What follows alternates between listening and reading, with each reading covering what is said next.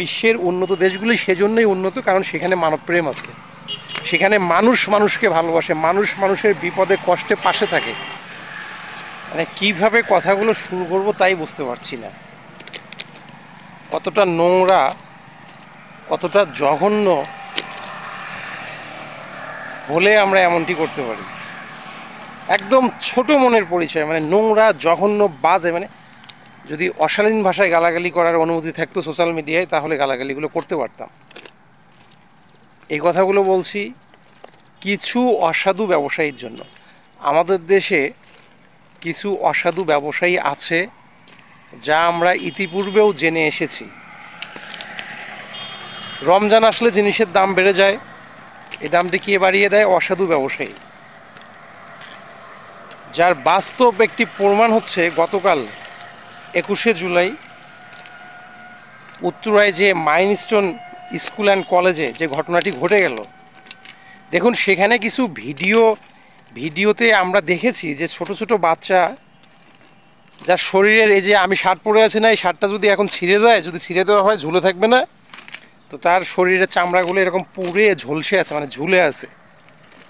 তো সেই রকম একটা ভয়াবহ চিত্র দেখে, সেরকম পরিবেশে সেখানকার কিছু ব্যবসায়ী পানির নাকি দাম রাখে 500-600 টাকা। 20 টাকা বোতলের পানির দাম রেখেছে 500 থেকে 600 টাকা।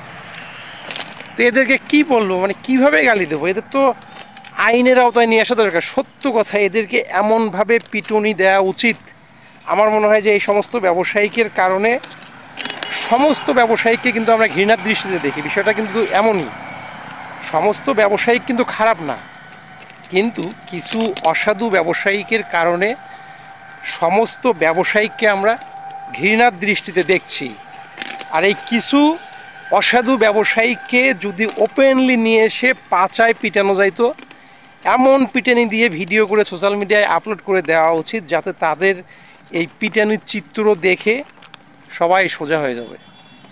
শুধু তাই না, সেখানে থাকা যে রিক্সাওয়ালাগুলো ছিল, তারাও জঘন্যতম মনের পরিচয় দিয়েছে। 20 টাকার ভাড়া 500-700 টাকা দাবি করেছে তারা।